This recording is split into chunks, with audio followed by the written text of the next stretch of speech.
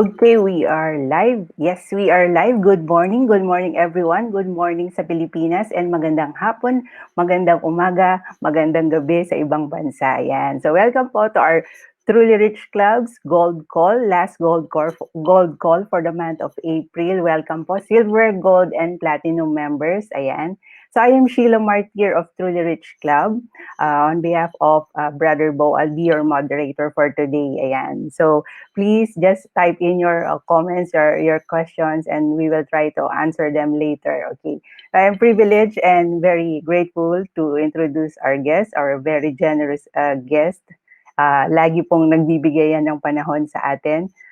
Please welcome the CEO and founder of Colt Financial, Mr. Edward Lee. Sir, hello. Sheila, kumusta ang Ayan. London? Kumusta ang London? Okay lang po, medyo bumaba, hindi na masyadong malamig. Sir, Nakakalabas welcome. ka ba? Ha? Naglalakad lang po across the street. Tapos Sir, may looking good. vaccination. Yes po, 50% po, okay na. 50% for the second dose. So, magaling sila dito. Sana ganun din yan sa atin. But me, I'm Sana. not yet vaccinated, sir. Ganun? Yes po. Pabaksin ka. Yes, soon.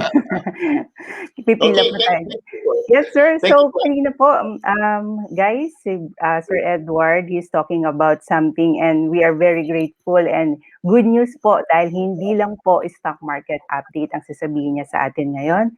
Sir, gusto ko yung pagkakasabi mo, science of investing bago ito, sir. Yes, So, yes. yes. So, meron pong presentation for today. So, please welcome Sir Edward, sir. Go ahead po. Please update us. Right. Thank you for inviting me. Okay, so thank you for those who are patronizing the gold call and the platinum, always silver and platinum. What I was telling the group kanina, back of the scene, is that we're trying to do some education. It's more of an education call, and then the reason why we like these issues and why.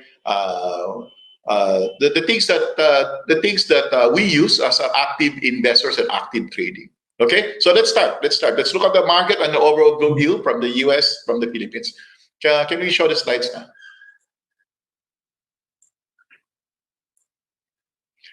Please don't get intimidated by all these things that we're saying. So it's all available in our YouTube channel if you go to COL.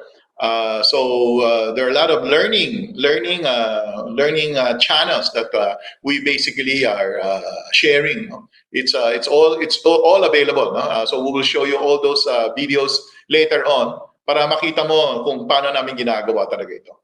Okay, so let's start. Let's look at the overall market. Let's look at it.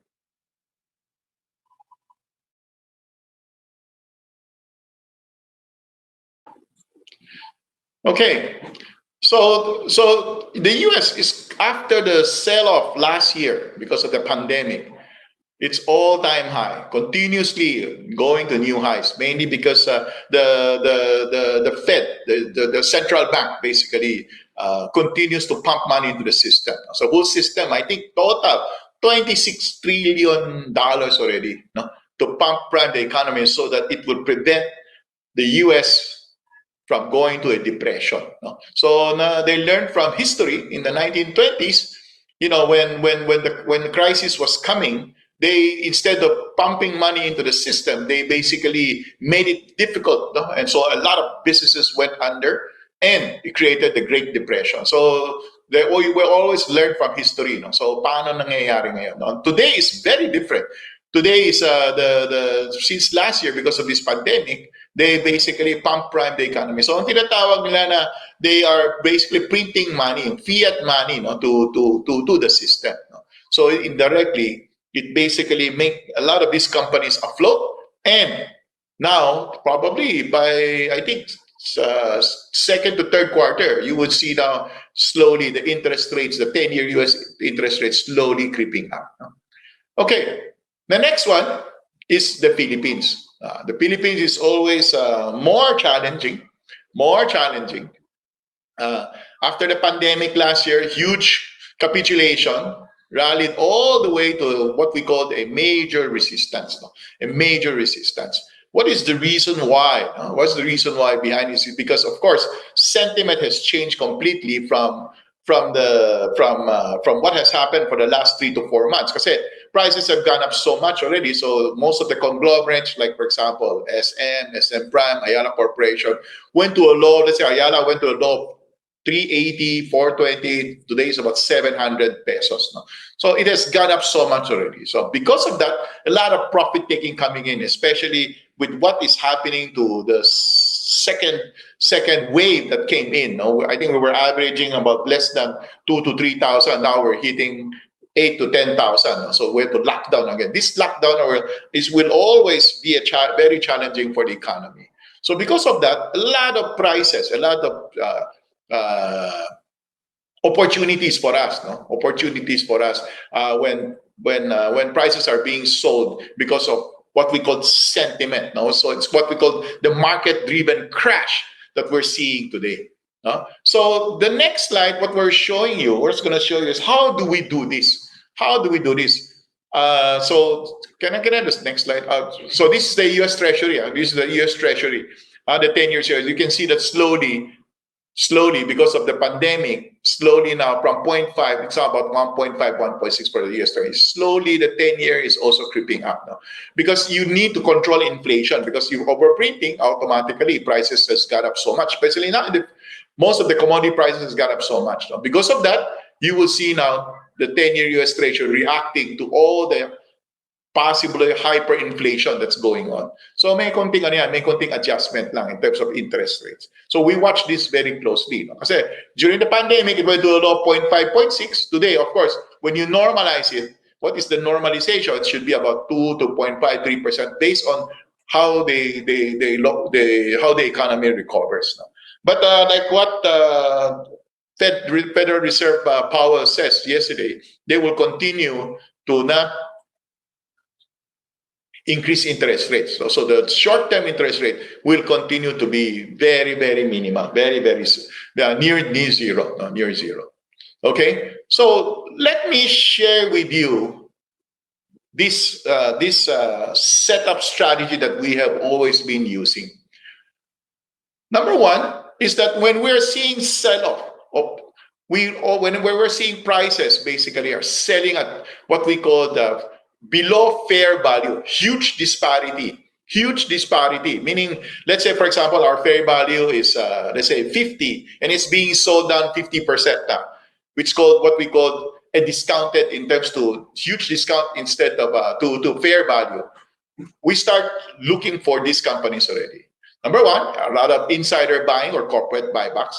And we use an entry of 10 to 20 day EMA and a parabola break. Then another one is that we looked at momentum, which is what we call the directional movement. When prices are doing a huge sell-off, we see opportunities. Basically, we use ADX, an indicator, what we call directional movement. So ADX, when it collapses, it increases to ADX 4050. That means there are a lot of people panicking, selling, or foreign institution liquidating based on a market-driven sell-off. What is this market-driven sell-off? It's because of the lockdown again, no? Because of the second wave. So we're seeing all these property companies, some of the conglomerates are being sold at a huge discount. So we shared this, I think, about a few years already, and it's there in all our channels. But what is really important is that we need to be able to capitalize on this. How do we do this? This is, by the way, this strategy is for active investors, active trading. This is not really for long-term investing, because as far as our with True Religion Club, we are encouraging more of passive investing, buying good companies through time, using a cost averaging, what Brother Bo called is a strategic averaging method. No? This is very different. This is basically for more people, like most of you guys who are watching the market more closely. It's called active investing. How do we do this? How do we do this from our point of view? Because this is our business now. So how do we do this? So we're looking for directional ADX going up to ADX 40, 50, and we're seeing huge disparity, meaning between perception and reality. The perception is because it's bad, because sentiment, because certain way, people are scared, nagpapanik sila. But then the disparity has becomes huge. We use what we call a capitulation, mean reversion strategy. All right, so let's look at the first one. Let's look at the first one. Look at this. A lot of times, earnings are consistently growing, but because of the stock market, because of sentiment, it can change. So you can see the volatility coming in. Even though earnings are continuously going up, sometimes there will be events that would create a panic selling. So what we're seeing today is the same. No? So a reversion to mean is basically understanding you need to know what is this fair value today? Ano bang fair value na ito? And ano ang binibenta, ano yung discount na binibigyan tayo? So ADX is one, looking for the ADX part. And of course, looking for corporate buybacks. Insiders already feel mura na, they basically come in and try to slowly accumulate their shares. So let's go to the next slide. So an example is Ayala Land. Look at Ayala Land from 2 to 3 months ago. Ang laki ng binaba na. And look at the ADX sa baba. It's an ADX 4050. Umaakyat na yan. Tapos makikita mo, in the PSEH, you can see Ayala Land basically started doing a lot of share buyback at these prices. So when you see this corporate buyback, it's an indicator or as for already, is that the insider feel mura na. Kaya nag-umpisa na sila mag-accumulate ng sariling stock nila. Meaning the corporation is willing now to put in money and buy back their shares, no? Diba? So, but we have to be careful how to use it, when to use it, and basically not follow the insiders all the time. Kasi sometimes when insiders start buying back, it could be at very high prices pa, di ba? So ang ginagawa namin is that we wait for this kind of opportunity where in ADX going now, people are selling indiscriminately, your fair value is at this level, nasa taas, tapos ang laki ng discount mo, this is where we start coming in. Slowly, we're looking for opportunity to be able to go in. So this is a very good company. Of course, this is being sold down because of what? It's not only Ayala that's being sold down. The whole property index is being sold down. Mega World is being sold down. Robinson Land is being sold down. So you can see that because of sentiment, because natatakot lahat ng tao kasi mahina na naman yung negosyo ng mga mall kasi walang tao na naman pumapasok. So this create an opportunity for us to be able to participate. For example, it's now 42.10 is the fair value, right? So now it's about 32.80, 90. So we use this as an opportunity to be able to start accumulating. So that's how we do it. The second one in the example is the same. Now look at the ADX 50, 60 at the bottom. So we're also seeing a lot of these companies. This is a conglomerate, Aboitiz Power, Aboitiz Equity Ventures. They own Union Bank. They own a lot of things. Philnico. And then we're also seeing that they are being sold down today at a very, very, very discounted prices now. So we in TRC we use Aboitiz Power, but in today's environment, wherein we're now seeing the conglomerate, including all the different subsidiaries, are doing well. I think they just announced great earnings yesterday. So we also see this as an opportunity, discounted to the fair value. This is what we call a strategy, what we call capitulation to mean reversion. So in other words, after the selling of all the foreign sellers or the foreign who are selling this because of the MSCI rebalancing, for us, these are opportunity because is Aboitiz Power Equity Ventures going away? No, there's one of the biggest family in the Philippines. Will Ayala Corporation or Ayala Land go away? The answer is no also. So in the Philippines, we are also good and bad. Because our market is small, liquidity in the market is always very, very small. Small liquidity, small volume because of the participant of the investors. But what these illiquid issues, when the foreigners start selling or start buying, pag binibentahan yan, they will always sell at a huge discount. Hindi sila makalabas eh. Because walang mga local investors, kukonti lang tayo dito eh. So ang nangyayari is, kung gusto nila magbenta, wala naman silang pakialam eh. Basta benta lang sila, maski na mura, binebenta rin nila. And this create a lot of opportunities for people like us who understand price. Naintindihan namin yan, naintindihan namin negosyo. So we will use this as an opportunity to start accumulating, we'll be able to buy a good volume because of the panic selling that arrives. And when it goes back up, it's called mean reversion. Bumalik sa fair value o malapit sa fair value, binebenta rin namin yan. No? So this create a lot of opportunities for people who are actively understanding how this is being done. We've done this so many times, and I have several talks on this. You can look at it from the 46 years of experience that I was explaining during one of the event for the traders event. No? And nandito yan. It's called capitulation, mean reversion. The thing is, you have to sell it because sentiment continuously is very challenging. Kasi, di ba, hindi pa naayos sa mga vaccination. I mean, Sheila, in London, di ba, almost 50% vaccinated. Kami, dito, kulelat pa rin tayo eh, di ba? Walang vaccine, wala silang magawa. So, we feel that we should continue to be very, very disciplined in basically understanding, building your immune system, understanding that you need your mask, you need your social distancing, even though slowly we're trying to reopen, because so that we don't make it into like an India wherein, all the festivities, all the rallies, walang value, now they're back to 300,000. Diba? Cases. So we really have to be careful. Pag hindi pa na-vaccinated lahat yan, you better make sure that your immune system, kasi the thing is, of course, bata ho kayo, average age, demographics, 25, 26 years old, so baliwala sa kanila para itong pag tinamaan ka ng COVID, parang baliwala.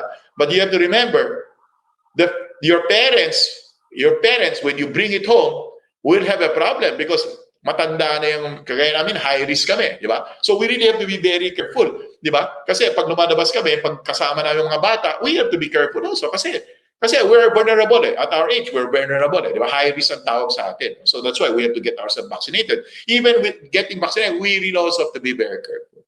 Okay? So I hope you understand what we call taking advantage of market-driven crash, which is what we're seeing now because of the second wave, di ba? Market ng 10,000, 12,000 cases. So, syempre, sentiment from the outside globally will be a negative sentiment. Kaya binibentahan yan.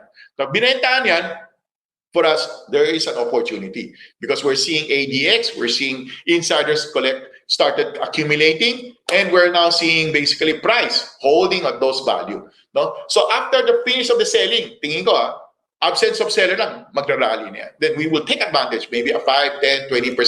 We will now start scaling out. No? Kasi opportunity to get in, when it goes up, opportunity to be able to take some profit. Now, please, this is not a strategy for TRC. TRC always encourage buying good companies over time, right? But sometimes we will have these kind of opportunities where we will now use it as an opportunity to accumulate, and when it goes up, we sell it. Especially for those who are basically learning. Today is more of education, no? Learning how to do this the right way. Okay? Hindi ito sugal, kasi we're buying good companies. Hindi kami nagtuturo ng sumugal. In case we're wrong, wala namang problema, we can hold it naman eh. Naiintindihan nyo? We can hold it eh. Kasi good companies naman yan, may cash flow naman yan. Kung hindi umakyat yan, at least may dividendo sila, di ba? So it will not be in waste. No? It's not gonna waste. Kung nagkamali man tayo, we can hold it lang. No? Wala nang problema. Okay, the next one is, we will show, this is what we call the finding the next Starbucks. This is we need to show you a small video. It's a 3-minute, 4-minute video. Please watch it also, how we look at companies. All right?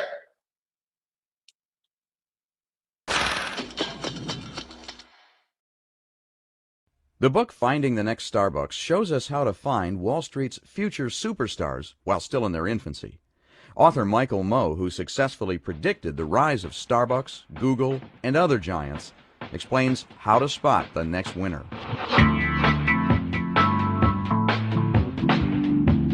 The truth is that great products alone don't make a great company without the indispensable component of human capital. That's how in 1992 I was able to predict that Starbucks was going to become the superstar that it is today, and I didn't even drink coffee. When you walked into the lobby of Starbucks headquarters, you knew something special was going on there. The receptionist made me feel like we were friends for 100 years. The level of energy in the air was electric. Then after meeting Howard Schultz, he convinced me not only that Starbucks was to become one of the most important coffee companies in the world, but one of the most important companies in the world as well. I started drinking coffee. Obviously, an investor's objective is to make money, but without a method, there's madness. Here's the system that I've used to identify and invest in tomorrow's big stock market winners. I call the 4 Ps: people, product, potential, and predictability. The first P, people, is most important. I believe that over 50% of the investment equation for identifying and investing in tomorrow's big stock market winners is properly evaluating the management team or the people of a business. So identifying the entrepreneurs that have the vision, passion, and the level of toughness to execute against opportunity is the key. The next thing we look for is companies that lead their industry, have a proprietary product or service. What I'm looking for is a company that has a claim to fame, something that makes them special, unique, or great. Me Too companies, companies that are imitators as opposed to innovators, are of zero interest to me. What I'm looking for is companies that not only can survive, but thrive during their corporate evolution. Leaders come in various kinds. You can dominate a niche, you can have a proprietary product, a better distribution system, or a unique business model. Think eBay, think Apple. The fact of the matter is, tough as it is to find companies that have world-class management teams, it's just as difficult to find companies that truly have a great product or a unique product.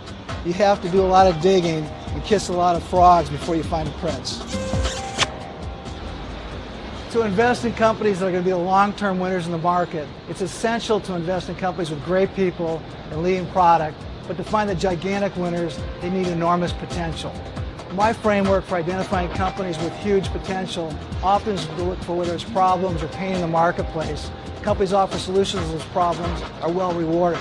Then I look at megatrends such as globalization, the internet, outsourcing, demographics. For example, looking in the knowledge economy and the global marketplace, education makes the difference, not only how an individual does, but how a company does, and for that matter, how well a country does. Finally, I assess the visibility of a company's growth, its predictability. Does the company have a reoccurring revenue model or a formula to produce predictable growth? Reoccurring revenue is really the holy grail of predictability. An outsourced service provider with 10-year non-cancelable contracts has much more predictable growth than a software company that gets 50% of its revenue the last week of a quarter. So in assessing the predictability, you need to understand both the business model, but the first 3 Ps: people, product, and potential. The 4 Ps may seem a bit corny and unsophisticated. They are. But part of the secret to successful investing is making complex things simple and having a systematic framework for achieving your objectives. The 4 Ps is the foundation that I've used to identify and invest in the stars of tomorrow. I hope you enjoy my book. Happy investing.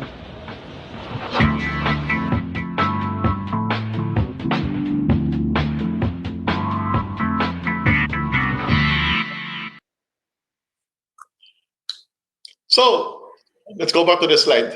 Simple ba? Parang simple lang, di ba? Sheila, simple lang ba? Yes, very simple lang, sir. Making Always complex. what we do, Yes. lahat ay checklist talaga. Checklist lang tayo. No? Kung sino itong tao na ito, sino itong mga principal who are the one running their businesses, di ba? Anong klaseng produkto, di ba?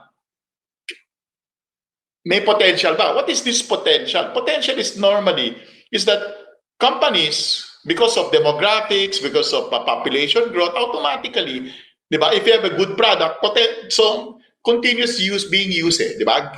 Especially yung mga consumer staples, di ba? So makikita mo, you want to be focused on these kind of companies, yung traditional businesses that continuously will continue to grow. No? And in between, you will have crashes, opportunities for us to be able to participate. Kasi The problem is when you have the 4Ps, people, product, potential, at saka predictable, may kumikita, hindi puro kwento lang, kumikita talaga, may cash flow.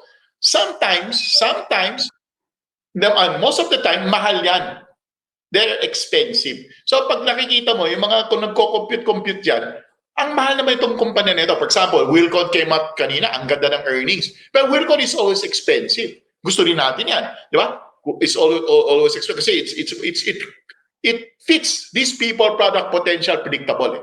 Di ba? So ang hinahanap din natin ganun. Good family, good businesses, right? That now today still selling at a discount. Still selling at a discount. Sa tingin namin, may potential going from all the projects that are coming out. No? So let's go to the first one. Ito yung DNL natin. Forever na mahal natin si Alvin. Di ba? We invited him so many times to give talks to us. No? So this is a family that we believe, even at these prices, mura talaga yan. And you can see, if you go to the PSEH, makikita mo sila, they continues to buy back their shares, no, from all the foreign selling that has been happening.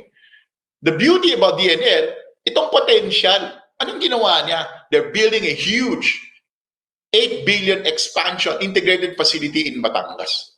Ginagawa nila yan. So because of this, what does it mean? That means in the next 10, 20 years, this company, because of the new capacity, di ba? Capacity cycle lang expansion, their expansion. So that means, kulang na lang yung whatever they have today, maximum na yan. So as you build capacity, these are opportunities for people like us who look at the business, included ang 4Ps, at saka mura pa sila.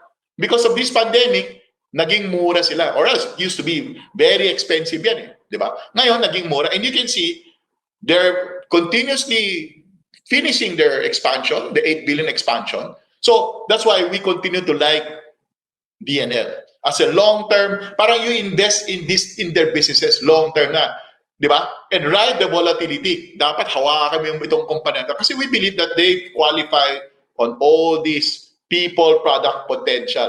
At saka may potential pa kasi nag-build na siya ng capacity. Di ba? So that means in the next 5, 10, 20 years, nandyan na yan. No? So that they can be more being able to deliver more because of the growth of population, on people using their product. You have to, ang produkto niya, isa yung MCT, yung BCO nila, yung coconut oil that I take it every day. It will help me boost my immune system. So makikita mo, once they build this capacity, they can expand that coconut BCO. That's what's being everybody now is taking that coconut oil, di ba? Yun yung nangyayari, no? So that's the number one. This is one of our favorite company. The second one which we like is when we were discussing it in the Platinum, murang-mura pa yan ay umakyat na di ba? But in reality, CNPF is a very good company. Century Tuna ito. Makikita mo yung mga produkto nila nasa tabi. Nasa tabi. Makikita mo, we use it every day. This is for the masses. And mura sila. 13 to 15 times price to sales lang yan. So what we're showing you today is that we love the family. We like the principal. We love their product. Right? The product that they have. Look at it from the right side. Lahat yan. Century Tuna. Lahat ng mga produkto na. Birds Tree and everything. Nandun lahat yan di ba? Right? And then what we do is that we also talk about what? We also talk about they're also going into what we call the meat alternative, yung unmeat nila. Diba? So in other words, they are basically very dynamic also. So we believe that they have a very predictable businesses. Earnings are still growing at 15, 20 times, double digit. So we look at this company and we believe that it qualifies in the 4Ps. At saka, mura pa sila.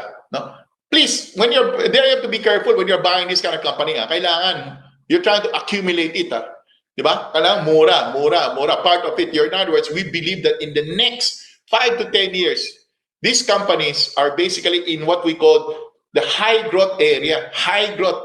Kasi there are 50, 60 billion market cap lang yan So as the Philippines grows, as the GDP per capita grows, this company will basically be able to do even much more better in the next 5 to 10 years.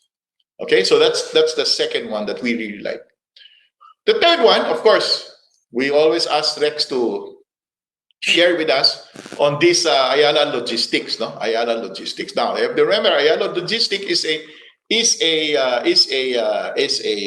what you call the Ayala company. It's one of the subsidiaries. They bought in 2018-19. They bought this backdoor, yung itong backdoor na ginawa niya, Prime Orion, and now they're in the process of now injecting all of a lot of this what we call the techno industrial park of Ayala, pinapasok na nila slowly, no? Slowly. So, in other words, it's a shell company that they took over. Ito yung may-ari ng Tutuban Mall dati. But that basically is the one that is from the previous businesses. The new businesses now is that they're now going into logistics. Kaya pinalitan ng pangalan nila, logistics company already. No? So, they will probably position themselves all over, let's say, kung may township, let's say, for example, sa Pampanga, mag-uumpisa na yan, magtatayo na sila ng mga logistics area para for distribution. So we also believe this is at less than 20 billion market cap. We also look at it from a 5-10 years horizon. If you want to invest in companies, these are the 3 companies we believe that in the next 5-10 years will basically be able to participate in what we call the growth area. Yung tinatawag natin na high growth potential. But like I said, prices can go up and down. And what is very important is you know the companies you're buying. What is basically important is you understand what we just shared: people, product, potential, predictable, and it has to be parang mid cap lang. Hindi yung malaki na masyado, no? Hindi na malaki masyado. Okay, so I hope that you guys have to understand why we like these 3 companies. Wilcon, we like it also. The only thing is Wilcon is, for us, is expensive. Hindi mura yan. It's expensive. Kaya that's the reason why we did not include it here. No? At saka, but we also love Wilcon. We also love the company very well. Okay. And then before I talk about this company and IPOs, we'll talk about it. Can we show the second video?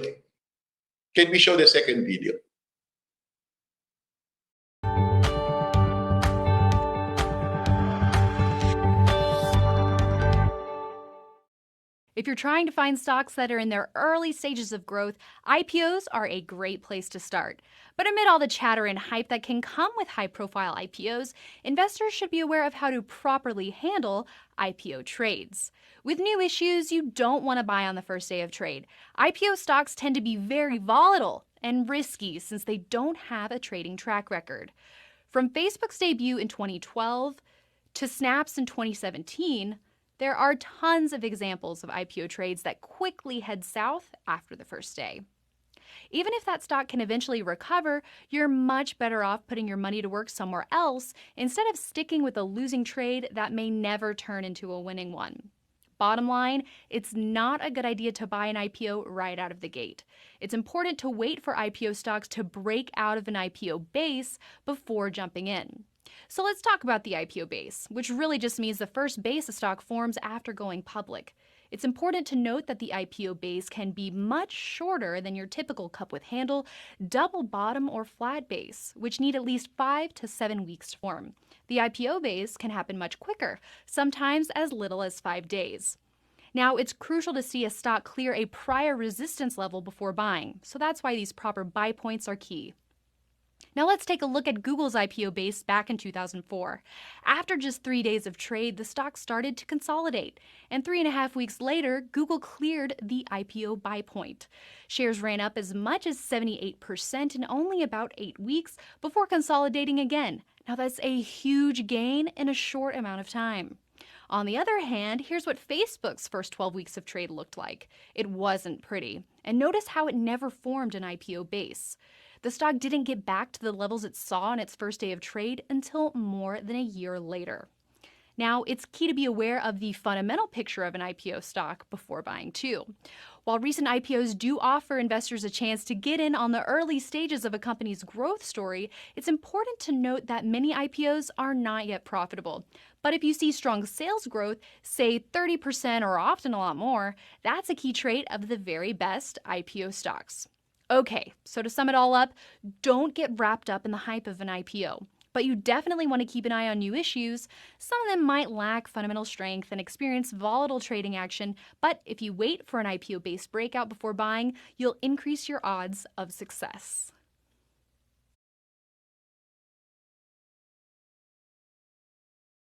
So Sheila, naintindihan mo ba sinabi niya?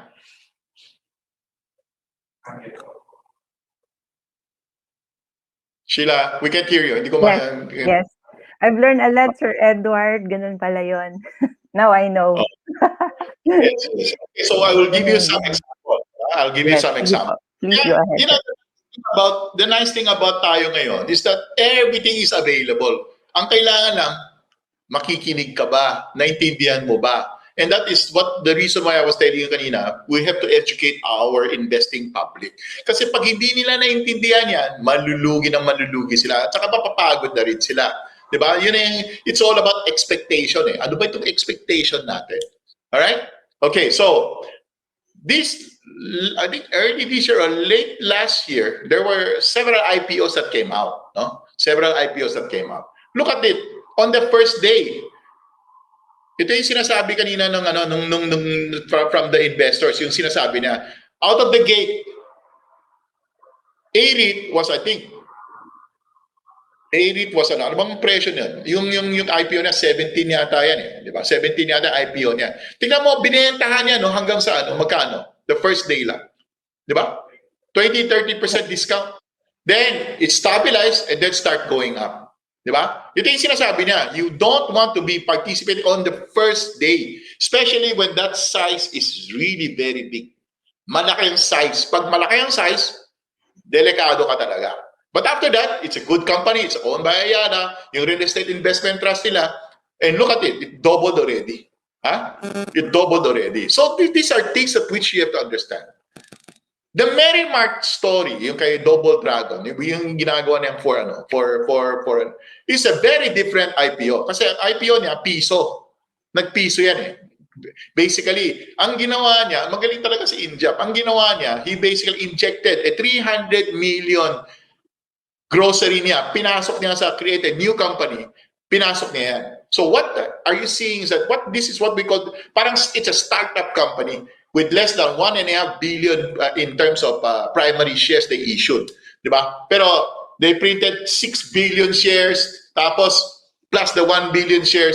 Ang market cap yan, mas malaki pa nga sa Double Dragon eh. But look at what happened. As prices goes up, binentahan niya, tapos tumuli uli. Because you have to remember, maliit lang ang float niya. Maliit lang yung, look at the proceed. Can we go back to the proceed? Nag-raise siya ng 1.6 billion. Di ba? And basically, it's 4 P's din yan eh. People, product, may potential, pero walang predictability. Checklist lang yan eh. Di ba? So, in any IPO that comes out, kailangan may checklist ka. Sino ba ito? Ay, si Injap. Okay, check. Di ba? Product, okay, essentials. Di ba? He's putting 3-in-1 yata o 4-in-1.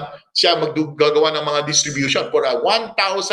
Basically, parang Watson, parang convenience store. Pero, to the essentials lang siya. Di ba? Second, the total potential, may potential kasi he's talking about building it to 1,000 branches.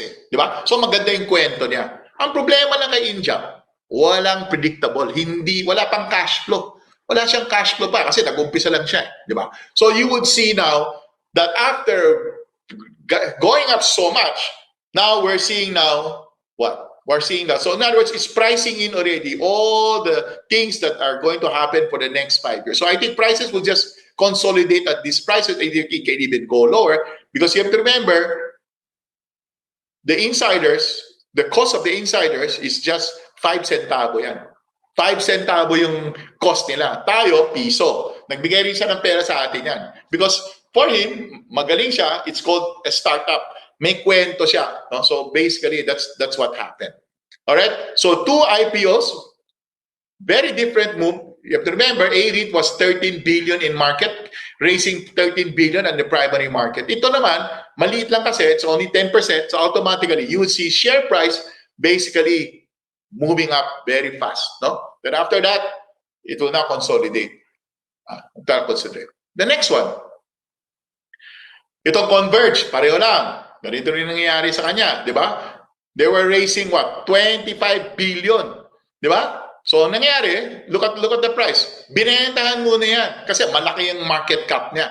Binentahan muna, tapos ngayon, after the consolidate, para sinabi ng babae, kasi ito, they have 4 Ps. People, product, potential, di ba? Ang laki ng earnings growth niya, 50-60%, and predictable. That's the reason why after clearing it, umakyat na siya. Pero the first few days, binentahan muna yan kasi malaki yung capital na 25 billion ang re-raise niya. No? And 25 billion, 20 billion is secondary. Meaning, yung may-ari nagbenta. Hindi naman may-ari, yung mga dating initial investor, mga private equity yan, nagbenta sila. The secondary is 1 billion shares. Eh. So almost 2-point-something billion, 20 plus, almost 20 billion ang binentahan nila. Eh. Di ba? Yun yung major challenge natin. No? But eventually, because it's a good business, di ba? It qualified people, product, potential, predictable. Problem is the P mahal. Kaya nga binentahan muna yan. No? But then the earnings came out 50-60%, kaya okay sila. No? Came out to be alright. Okay? The next one. Ito yung Double Dragon. Marami nagtanong sa akin ng Double Dragon. Sir, paano ba ito? People, because of what happened to Merrimark, what happened to Double Dragon, na from that's less than a billion pesos raise lang. Umakyat ng 60-70 times. Ito kasi 14.7 billion ang inisyu ng Double Dragon REIT. Di ba? At saka secondary. So what does it mean? It means, kaya ba lumipad yan? Siyempre hindi. Di ba? Kasi secondary eh. And it's 10 times more than Merrimark. Same part principles, pero this is a very different IPO. Ha? Kasi ito, ang ginawa niya, binenta nila yung put it into a REIT, yung mga asset nila, pinasok nila, raise the money, and now, ito nangyari. No? So, the expectation that it will be the same, the answer is no. It cannot be. That's why I want to show you guys how to look at the IPOs in itself. Eh, di ba? Paano ginagawa ito? No? If it's just too big, you have to wait for a few days or a few months before once it quiets down and then earnings comes out, yan. Doon na tayo. All right? So, there is going to be a very big IPO that will be coming out. No? Ito yung tinatawag natin ng Lucky Me, Mondenizen. Sobrang gandang kumpanya ito. Sobrang gandang kumpanya. Ang problema, malaki talaga ito. They're raising 63 billion participated by the global funds. Lahat. 63 billion yan. Malaking malaki yan. This probably will come out, hopefully the pricing will come out mga end of the month. I think the IPO is next month na yan, mga end of May. No? So let's go through it. Does it qualify the 4 Ps? The answer is yes. The answer is yes. So they are basically people, great management team. They've done a lot of acquisitions for the last 25 years. They bought the MY San, the Fita Biscuit. Binili na nila lahat, kinonsolidate na. Doing very well. They make about 8 to 10 billion a year. No? So maganda talaga itong kumpanya na ito. Now, they're raising primary, hindi secondary. Primary. No? They're continuously building. This is a global brand because they bought a company called Corum in London. Makikita mo yung alternative meat. Sila yung chicken nuggets. Chicken sila. So, pag kinain mo yung chicken, pag paninito yung chicken nugget niya, parang manok. Parang manok talaga. No? So, does it qualify the 4 Ps? The answer is yes. The problem is, mahal or mura? Mahal. So, like what we're saying is that you can participate a little just to be able because you like the company, but you have the luxury to wait. Pwede rin yan. So, what you can do is that if you really love the company, which qualified yan, problema, hindi natin alam kung akit yan o bababa. Kung alam natin, palagi ko naman sinasabi, mayaman na ako, hindi ko rin alam yan. Ang kailangan lang natin, na-identify na natin itong kumpanya, maayos ang kumpanya, they are building, expanding the corn. The corn is basically the alternative meat, which is focus sila sa chicken nuggets. Di ba? And tinignan ko nga sa YouTube Tinignan ko kung paano nila ina-air fry, kung masarap, hindi masarap, tinitignan natin. Every time we want to participate in a company, we really have to understand what it is. Ano ba itong kumpanya na ito? Di ba? Masarap ba yung pagkain niya? Maayos ba yung servisyo niya? Itong quality niya, ano ba? May earnings ba yan? Walang earnings? Kailangan you have to be what we call, nag-i-investigate ka. Hindi yung sinabi ng TRC, bumili ka, dapat bibili ka. Kaya, di ba, sabi ko, turuan na natin ito ng konting education para makikita mo anong klaseng negosyo nito. Magandang negosyo yan. Kasi parang CNPF lang yan eh. Parang yung Century Tuna, di ba? They are in the same category. No? They're the same category. Even DNL is the supply chain. Sila yung nagsusupply ng mga coconut oil sa mga Jollibee, mga McDonald's. So we are all in this consumer. Nasa consumer yan eh. No? Kung saan sila. No? The nice thing about all these companies, distribution sila. From the factory to the distribution. Hindi kagaya ng, let's say, for example, Pure Gold. Magtatayo pa ng Pure Gold. Magtatayo pa sila ng maraming mga supermarket chain, di ba? Mga SNR. Ito, walang gastos ito. Kasi pag isang produkto, nag-click yan, distribution all over the Philippines. So they're efficient. Very efficient. No? Cost efficient talaga yan. No? So if you love this company, for us, you can participate, but it's a very big issue. Over time, I think they will do well. But in the meantime, we think it's a challenge unless they price it really well. Kasi I think the price is 17.50. It could be a 20-30% discount. Hindi ko talaga alam yan kung magkano yan. But if they are able to bring it down, the price, to about 20-30% discount, then I think it can be participated. No? It can be participated. So, but the most important is, hindi natin alam yan. Kasi the problem with most of the fund managers today, mga fund managers ngayon, umakyat na ang konti, bebenta na nila yan eh. Kaya, maski hindi umakyat, binibenta rin. Kaya even A-REIT, ang ganda-gandang kumpanya, binenta din nila muna bago umakyat yan eh. So, these are the behavior of all the global fund managers. Basically, they don't care about your company. This is the Philippine company. They don't care about it. What is important for them is just to make money. So, if it goes up 5-10%, I'm sure, bebentahan din tayo. So, we have the luxury to wait for this kind of good companies. No? Wait for it to be selling at a discount. Tapos, we participate. Okay, so I think this is the last slide. So I hope, this gold call help you guys understand how to do it properly, how we look at it, how we basically look at investing. Investing is all about what? Buying businesses. Parang bumibili ka ng kumpanya, di ba? Investing in businesses di ba? Kami, like me, for example, I build business. Di ba? Maraming trabaho ito But since I'm an entrepreneur, gusto ko talaga yan. No, I really want to build businesses. But maybe investing in businesses is much easier. Di ba? Wala kang sakit ng ulo. Let them work for you. Di ba? Let money work for you. That's the reason why we're here. We've been in TRC for the last 2009. And the reason why we continue to do this is so that we can basically have educating people to be able to participate in the growing capital market. Okay? Thank you for joining us, for joining me. Let's do the Q&A. Amazing. Yes. Thank you, Sir Edward. Grabe po. Secrets revealed na ito. So, yes.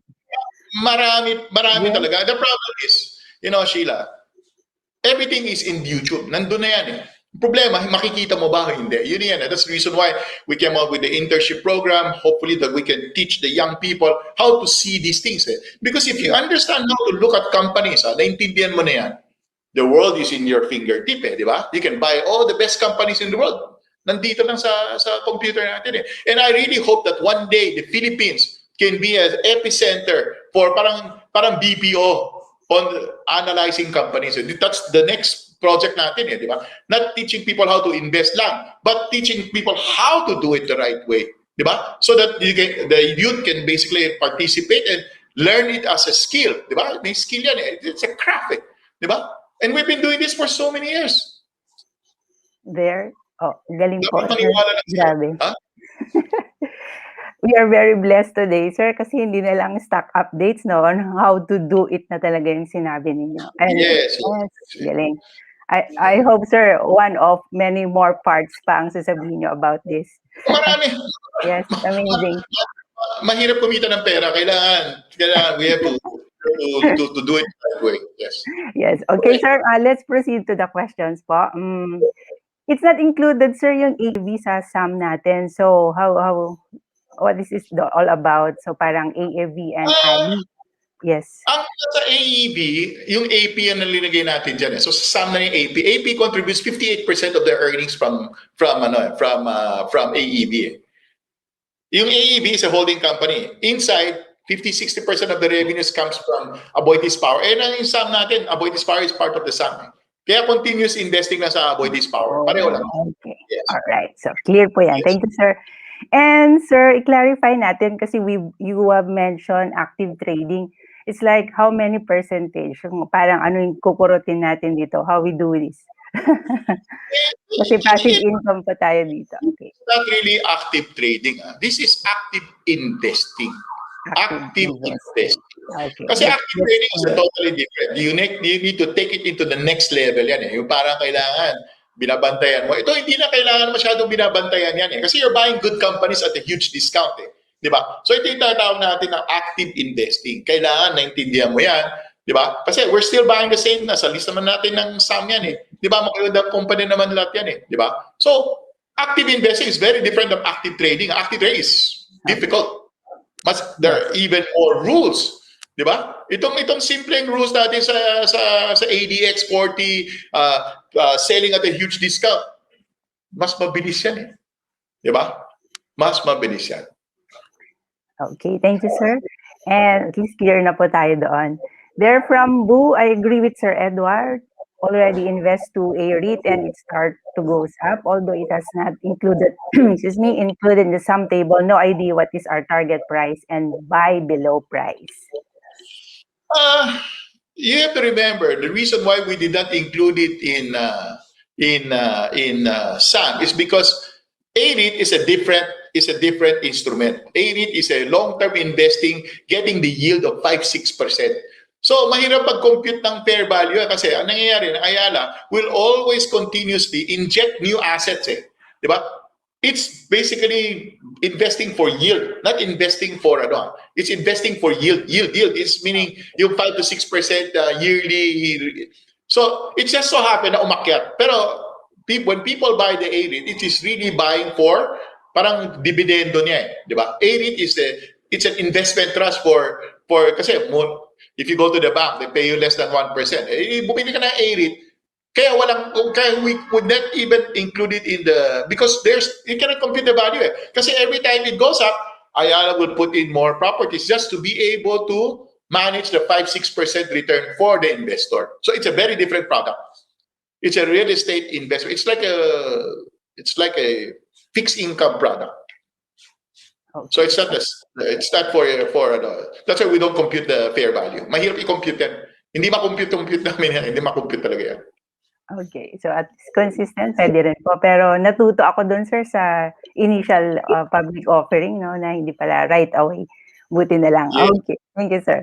Okay, next question from Ivy. What are your insights regarding ACEN follow-on offering? Is that ACEN or ASCEN? I think we issued a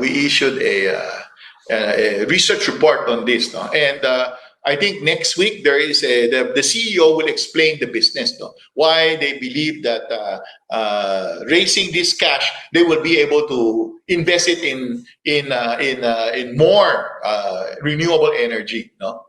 I think also in this research report na lumabas na it's pricing in. Sa tingin namin, andun yung presyo. Di ba? Kasi naging mahal na sila eh. Hindi na mura eh. Hindi kagaya ng first gen, mura. That time, pinapabili natin na kasi mura. Kasi you have to remember, sa TRC, sa atin, we always have to look at it, kailangan mura. Meaning, selling below fair value. Eh, totoo, ngayon, mahal ang fair value nito eh. Mahal sila. Hindi mura. No? So there are other alternative companies, like for example, first gen, murang-mura din yan. Mas mura yan.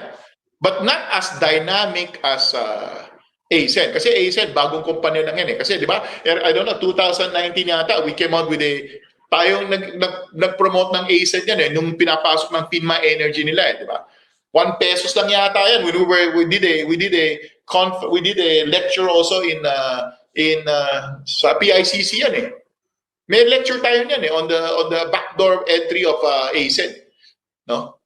Para Ayala Logistics. we did a comparison with that. I think I'm sure Ian can give you the videos and share it with them. How we look at this company, why we included it into the not the SAM kasi hindi mo mako-compute eh. It's what we call informed speculation. No? New company, it's informed. Then we see Ayala trying to build that businesses by injecting new assets eh, di ba? Parang ARIT ang ginagawa nila, parang Ayala Logistics today, the same thing ang ginagawa nila. So another 5 to 10 years, yeah, that company, Ayala Logistics, will grow, no? But today, ASEN, nasa taas na yung market cap niya, malaki na yung market cap niya. No? Malaki na yung market cap niya. Thank you for that, sir. Thank you. Yes. Okay, from Mulberry, where can we see list of companies where we can put money for mean reversion capitulation? You have to go to our investment guide, right?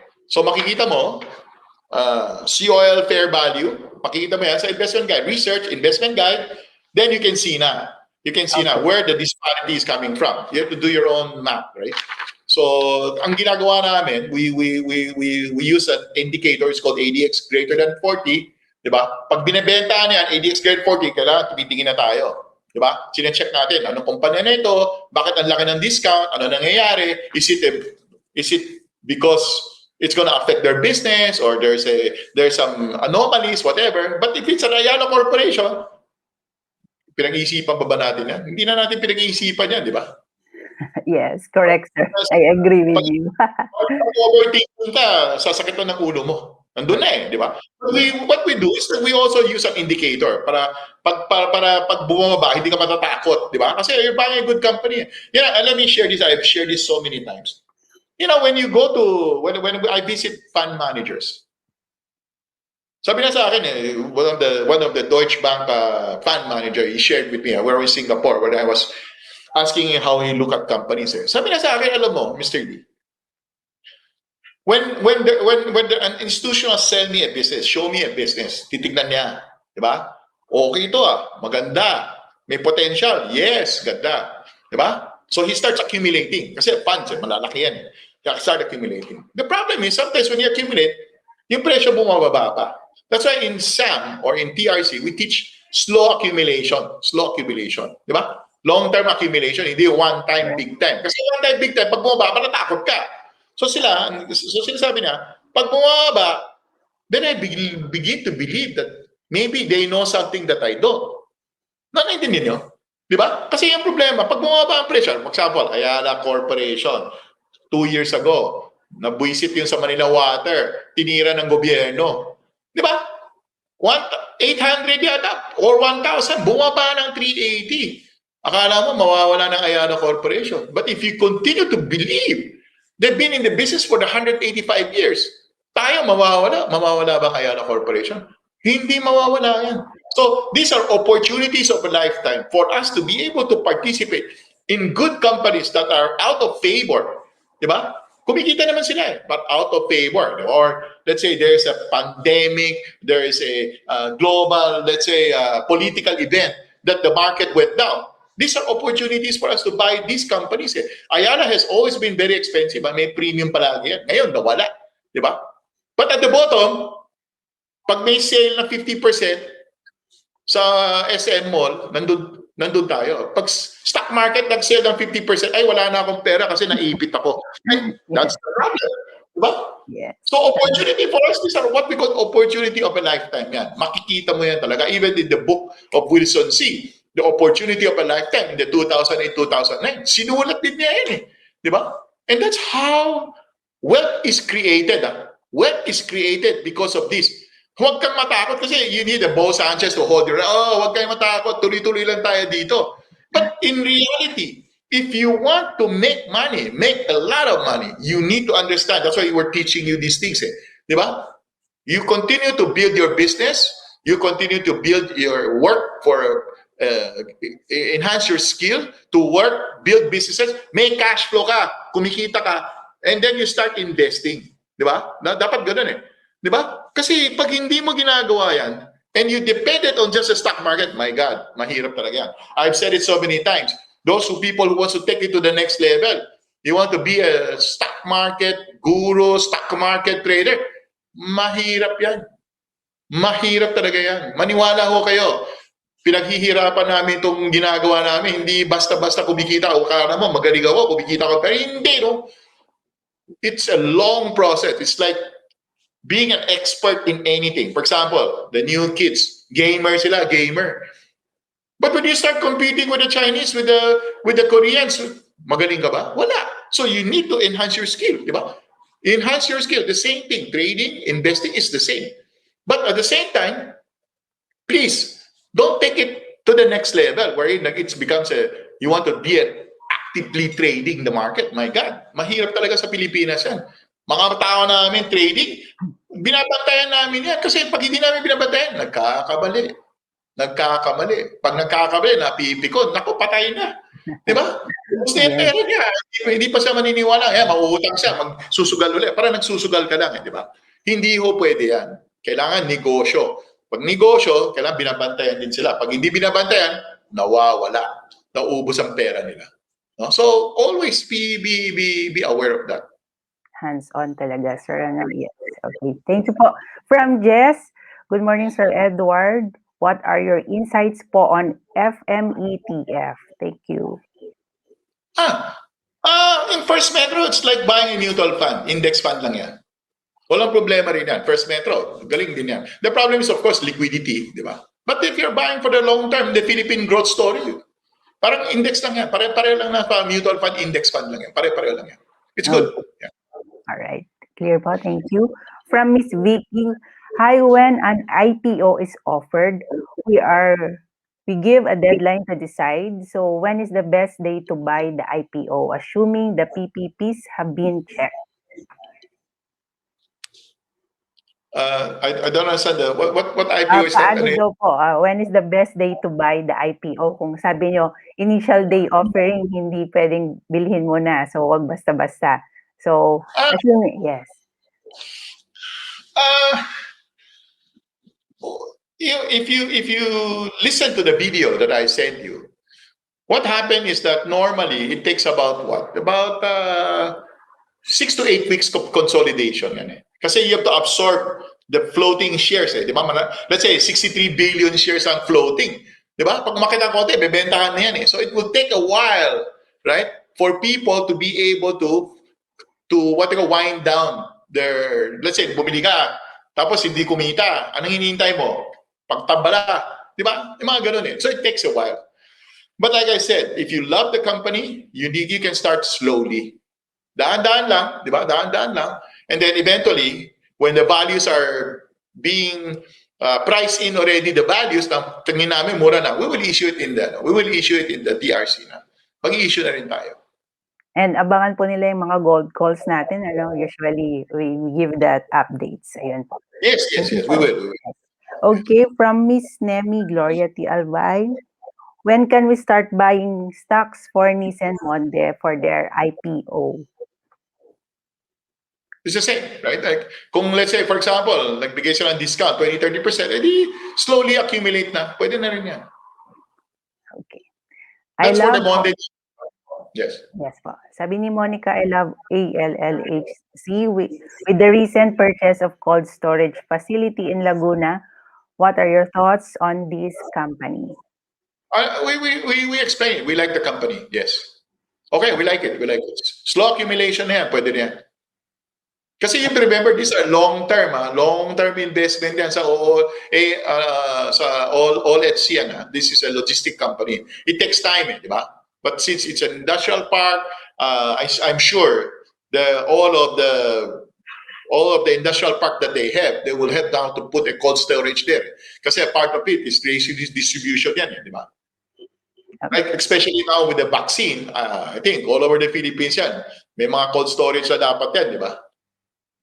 Kasi every year yan, magbabaksinate ang tao. Nice. Until maging herd immunity. Yeah. So, hooray for ALHC. Okay. Sir, from Miss Christine Carson, do we get special guidance from COL for investors with 1 million pesos to invest? May special daw po ba na guidance? Kung alam na nila, di mayaman na rin sila. Pare-pareho na yan. We give the same The problem with them, these are just customer service yan, di ba? Customer service yan. So basically, the premium client is really for the customer service. They don't have that license to tell you when to buy, when to sell. They don't have that. They're not allowed to basically make a call. No, they're not allowed to do that. You have to go to a financial advisor. We have financial advisors. We can recommend if the account is much bigger. I think it should be. Hindi ko alam, hindi ko magkala. Hindi ko kasi pangmasa ako, hindi ako pang elitista palagi yung sinasabi ko, di ba? So, Miss Christine, usap tayo dyan. Tapos, recommend na lang. Okay, thank you, sir. Next question po from Jo Marie. Sir Edward, kung i-follow ba namin ang TRC research, magkakaroon po ba ako ng financial freedom? I have said it so many times. Focus on your work, focus on your business, set aside 10, 20%, 10, 20% of whatever you make, start investing in all the best companies or even the index, whatever. Because in the TRC, we basically only ask you to buy when there is a discount to fair value. So over time, panalo tayo. We will always outperform the market because we are always buying at a discount. So they have to understand that. Kasi the market after 5, 10, 20 years, you will, maski na hindi kumita ka, hindi kumakit ang stock market, pero yung pera mo, nandyan. Yung pera mo, nagbabayad ng cash flow yung dividend. Di ba? Nagbibigay ng dividend yung kumpanya eh. You have to reinvest the dividend. Then it will be the power of compounding. It's called the miracle of compounding. Kaya over time, panalo yan. Kasi you're buying good companies at a discount. Tapos, you have dividend. Nagbibigay ng dividend yung kumpanya eh. Di ba? Use that dividend to invest it, reinvest it. That's why it's called save, invest, reinvest. It's called what we call the 3 basic law of money. And if you can do that, walang problema yan.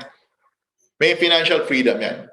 Yes, let's repeat that po, ano? Yes, save, invest, and reinvest. Very important. Okay, thank you, sir. What is call margin premier po? Ano daw yung call margin premier? Di ko alam yan eh. Saan kaya na ko yung COL margin premier? Margin? Yes, margin premier. So maybe if you heard somewhere.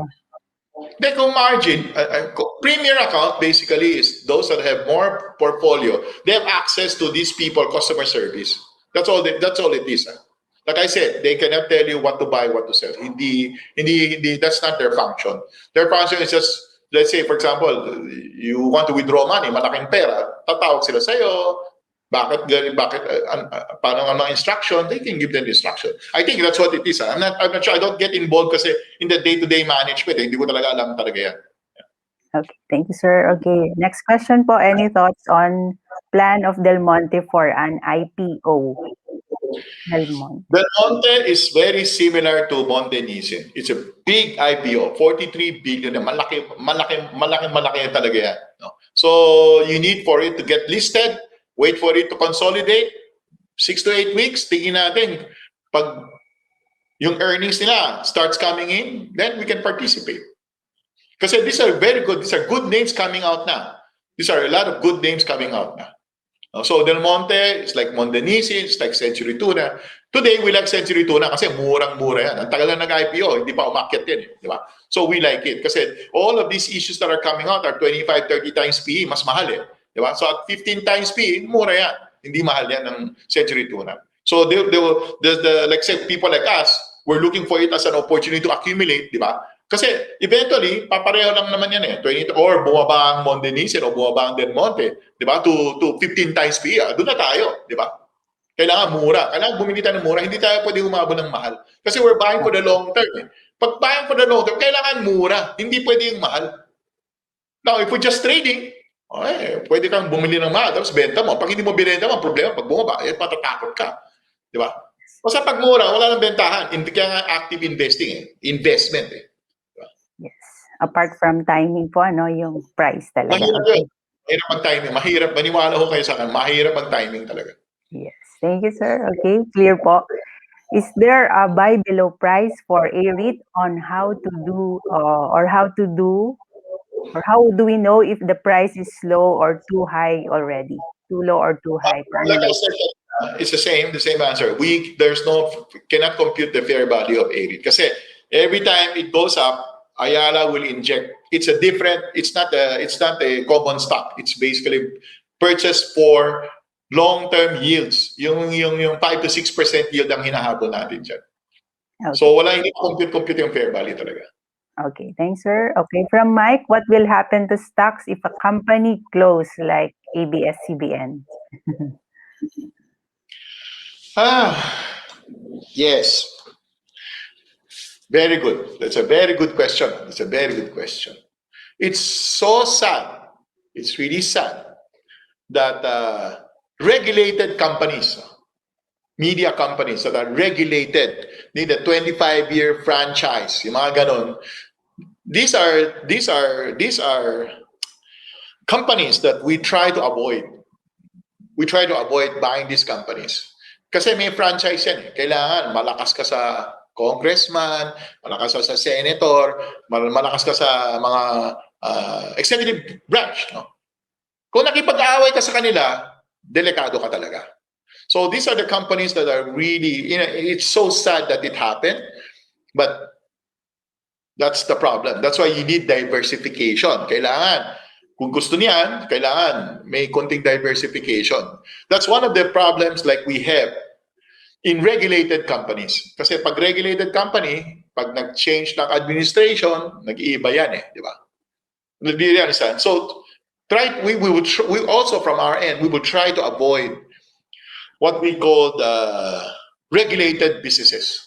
Regulated by government, kailangan humingi ka pa ng pabor para makakuha ka ng lisensya. Mahirap talaga yung negosyong ganun. That's the problem. No? So, mahirap talaga. I mean, that's part of investing na you need to diversify. That's why, yung tinatanong mo kanina, do I just buy the First Metro or just buy the index fund? The answer is yes. Kasi pag basket na yan eh, wala ka na. Just buying the Philippine growth story. Yan lang kailangan. Okay. Thank you, sir. Next question po from Edna Tatel. Last two questions na po tayo. I have allocated 200,000 of my savings to buy stocks. I like AREIT. Is it sound to invest all 200,000 in AREIT now?